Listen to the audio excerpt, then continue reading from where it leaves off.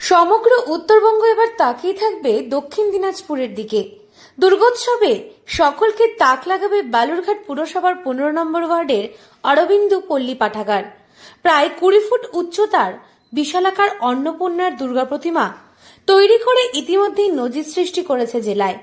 প্রায় 10 লক্ষ টাকার বাজেট করে থিমে রয়েছে মাতৃরূপে অন্নপূর্ণা। মণ্ডপ সজ্জায় থাকছে প্রকৃতির পুনঃসৃজন, অর্থাৎ একটি গাছ একটি প্রাণ। প্রকৃতির সঙ্গে গাছের মেলবন্ধন। শহরে সবুজ ফিরিয়ে আনার জন্যই এই উদ্যোগ নেওয়া হয়েছে বলে জানা গেছে। ক্লাব কর্তৃপক্ষের দাবি, এবছর এত বড় প্রতিমা উত্তরবঙ্গে কোথাও গড়ে তোলা হয়নি, তাই এবারের বিশেষ আকর্ষণ হতে চলেছে বালুরঘাটের অরবিন্দু ক্লাবের দুর্গাপুজো। আয়োজনের চাকচমক চোখ ধাঁধিয়ে তুলবে দর্শনার্থীদের বলে দাবি উদ্যোক্তা। এটা আমাদের চকভিগি অরবিন্দু পল্লী পাঠাগার নিউ অরবিন্দু ক্লাব, এবার আমাদের 51তম বর্ষ।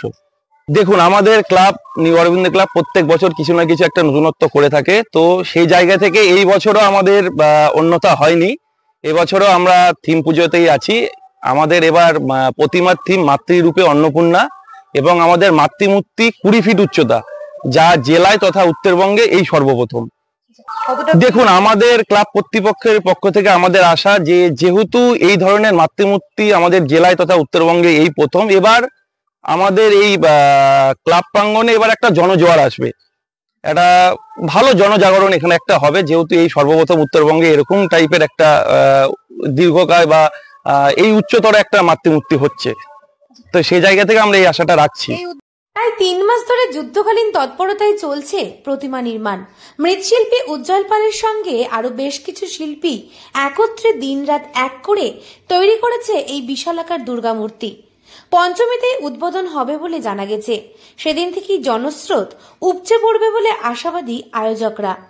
স্থানীয়দের কথায়, বালুরঘাটের ইতিহাসে এত বড় দুর্গা প্রতিমা আগে কখনো হয়নি, তাই এবারের দুর্গাপুজো এক অন্য মাত্রা বহন করবে। তাদের দাবি, এবারের দুর্গোৎসবে বাজি একটাই, উত্তরবঙ্গের সেরা আকর্ষণ হবে বালুরঘাটের অরবিন্দু ক্লাব। মণ্ডপে পা দিলেই বোঝা যাবে শুধুমাত্র উৎসবই নয়, যেন এক চোখ ধাঁধানো জনজোহার ঘটবে দক্ষিণ দিনাজপুর জেলায়। এবারও মানুষের মন জয় করা এক থিম নিয়ে আসতে চলেছে এই ক্লাব।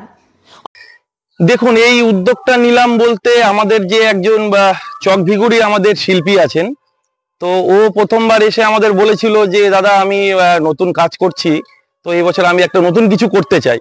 তো আমরা অরবিন্দু ক্লাব প্রত্যেক বছরই নতুন শিল্পীদের নিয়ে আমরা কাজ করতে চাই। যেমন এর আগের বছর আমরা ধাতব প্রতিমা করেছিলাম, সেই বছরে সেও নতুন শিল্পী ছিল। আর এই বছর যে আমরা 20 ফিট উচ্চতার যে মাতৃমূর্তিটা করলাম, সেও নতুন শিল্পী। এবার আমরা ক্লাবের মাধ্যম দিয়ে তাকেও তুলে ধরার চেষ্টা করলাম। তো আমরা প্রত্যেক বছরই নতুন নতুন প্রতিভাকে আমরা আমাদের ক্লাবের মাধ্যম দিয়ে তুলে ধরার চেষ্টা করি। অরবিন্দ ক্লাবের পুজো জেলার মানুষের কাছে, এমনকি জেলার দর্শকদের কাছে আকর্ষণের অন্যতম কেন্দ্রবিন্দু থাকে, তাই এবারও তার ব্যতিক্রম হবে না। পূর্বের পুজোগুলোর মতো চলতি বছরের তাদের এই পুজো গোটা বালুরঘাট শহরবাসীর মন কেড়ে নেবে বলে আশাবাদী হয়েছেন ক্লাব উদ্যোক্তারা। এখন দেখার পালা বালুরঘাট অরবিন্দ ক্লাব কতটা মন জয় করতে পারে দর্শনার্থীদের। দক্ষিণ দিনাজপুর থেকে সুস্মিতা গোস্বামী রিপোর্ট, লোকাল 18 বাংলা।